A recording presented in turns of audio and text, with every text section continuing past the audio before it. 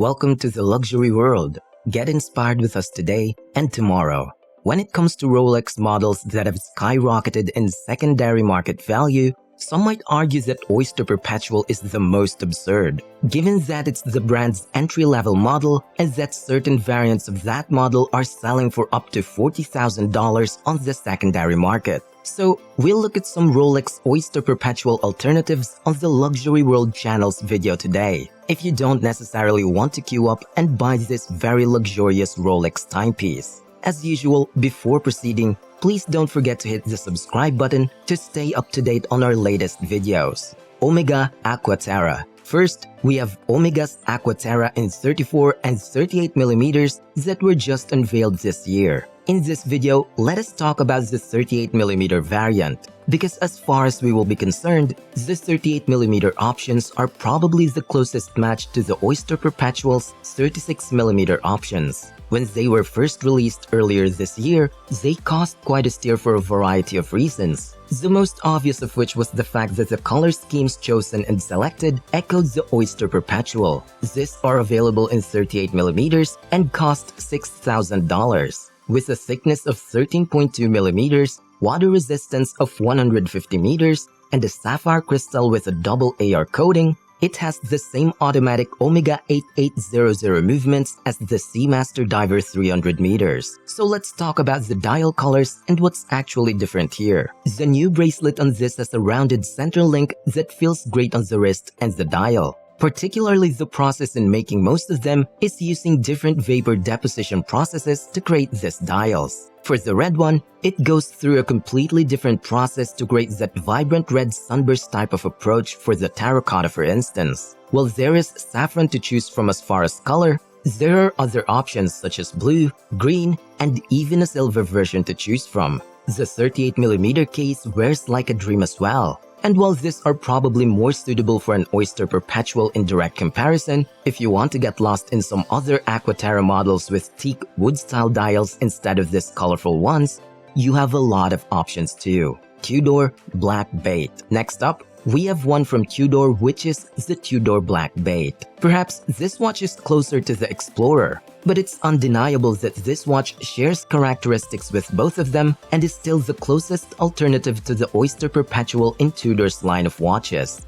There are a few different case sizes available for this watch, but the 36mm is the most logical option if you're considering a very similar size to an Oyster Perpetual. Water resistance is good at 150 meters, in spite of the lug's thickness of 10.5mm. Even beating the perpetual movement of the Oyster is a 28-24 automatic. Tudor's movements are usually of the highest quality. Watch and Wonders recently released some different black base 36s and other variations with Tudor's SNG collection, so you should have no problem using added calibers.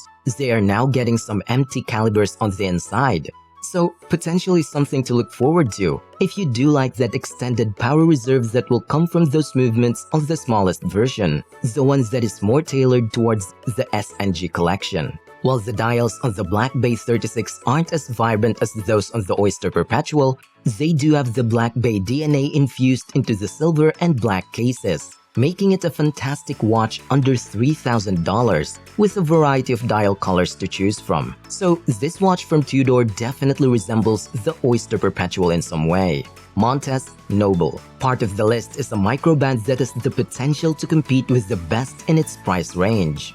This Noble collection from the brand Monta is newer than others like the Atlas or the Ocean King because of the brand's more recent releases. Since the founder of Monta have ties to the Everest brands, they've been in the business for a while and know what they're doing, which is evident when you carry their products. If you're unfamiliar with Monta, their headquarters are in St. Louis, and all of their watches are Swiss-made.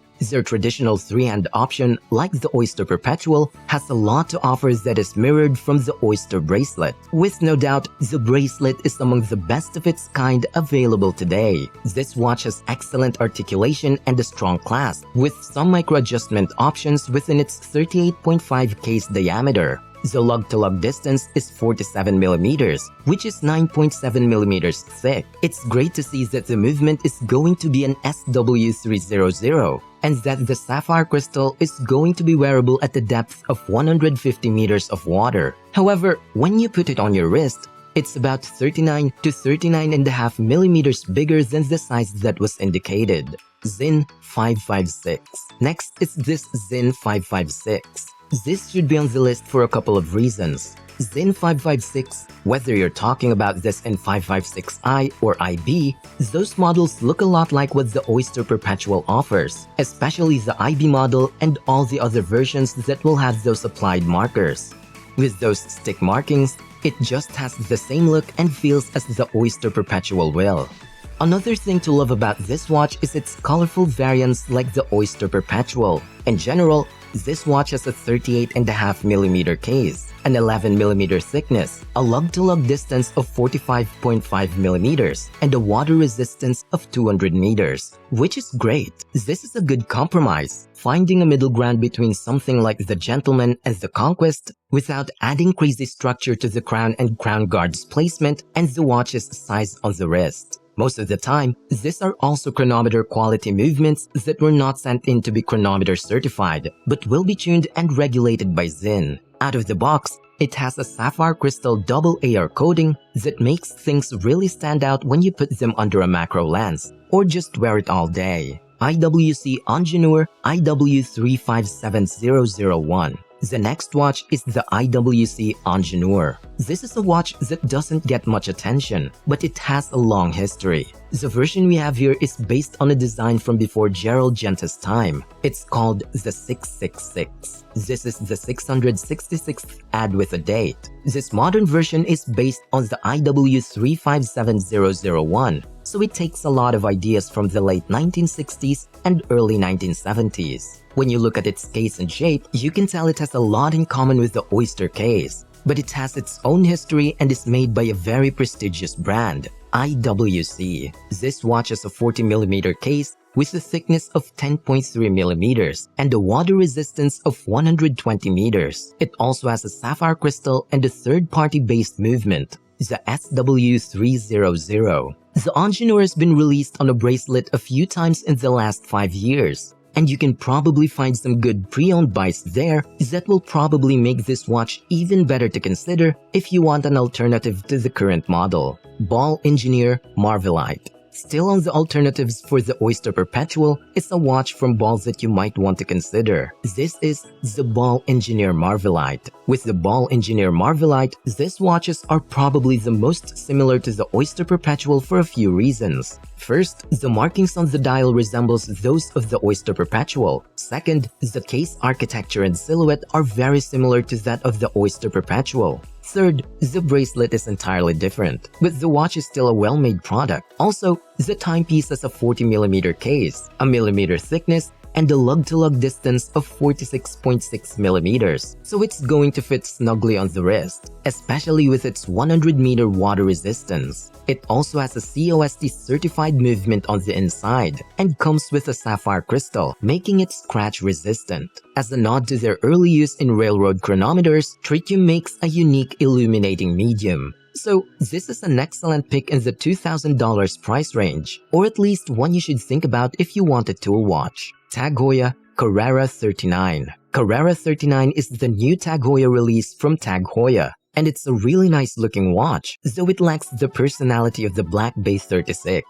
It's going to give you maximum versatility and look the part in many different situations. It has a 39mm case, which is also nice, and it will wear true to size if not slightly larger, with a thickness of 11.5mm and 100 meters of water resistance, which is a nice sporty perk in the process. It also has an automatic solid SW200 movement and a sapphire crystal, obtaining a selection of dial colors with a sunburst effect as opposed to the Oyster Perpetual's glossier dials, but still providing consumers with a comparable degree of customization with these various color palettes. Longines Conquest. Now next up, we have the Longines Conquest. let us take into account the 39mm version, which is a timepiece that will likely push the tissot gentleman's watch into the north of $1,000 range thanks to its water resistance rating and some nice details on the bracelet. If you're looking for an alternative to the Oyster Perpetual, this watch offers up to 300 meters of water resistance. So it has the dive watch type upside that comes with this water resistance rating, while still coming in a format with the traditional 3-hand that many people still really like. There's also the 11.5mm thickness and lug-to-lug of 48mm. It's going to work pretty close to a 40mm watch when you factor in that lug-to-lug as well as the extension of the case. It's an automatic timepiece with a power reserve of 70 hours or more, powered by a 632 L888 caliber movement, manufactured in collaboration with ETA and protected by a sapphire crystal on the outside. This watch comes in a wide range of dial colors and sizes, which may be useful to some people. The 41, 39, and 43mm models will all appear larger than their stated dimensions, but that adds some usefulness in terms of adjusting the watch to fit different wrist sizes. To round up this list, let us take a look at different offered collections of Seiko. When it comes to Oyster Perpetual replacements, Seiko has a plethora of options. SARB 033 and 035. Many people have recommended the SARB collection, specifically the SARB 033 and 035. These models have been discontinued for a few years, so they are becoming increasingly difficult to find at affordable prices. However, if you can find one of these, there are still great options when talking about Seiko and getting something very similar to what you would get from an Oyster Perpetual in terms of wearability. A 38mm body houses the gadget's various features. A 44.6mm lug-to-lug with a thickness of 11.5mm is actually wearable. A 50-hour power reserve and 100 meters of water resistance are provided by the 6R15 movement on the inside of the automatic 2 movement and the sapphire crystal, which adds a sporty edge. If you can get one of this in the $500 to $700 price range, they're a great buy. This used to be the definitive watches under $500, but they've since risen in price, and availability is difficult. SPB 243. To complete the list, here's another recommended watch from Seiko, which is the SPB 243. This is a descendant of the Alpinist family of watches, but it resembles the Oyster Perpetual the most compared to other Alpinists that have a mountaineering-influenced explorer vibe. It has a 38mm case, a thickness of 12.9mm, and a lug-to-lug length of 46.2mm. In addition to the 70-hour power reserve provided by the automatic Seiko 6R35 movement and the water resistance of 200 meters provided by the sapphire crystal, this watch has the added benefit of conveying more field watch characteristics. A SARB might be out of reach for some people, but this could be a good substitute for those who want a similar look but can't afford one. And those are so far the watches that can be a substitute to the Rolex Oyster Perpetual. Which one are you planning to buy after getting in-depth details of the alternative timepieces? Let us know what you think by leaving a comment below. Also, please share, like, and subscribe to this video. This is Luxury World, and we'll see you next time.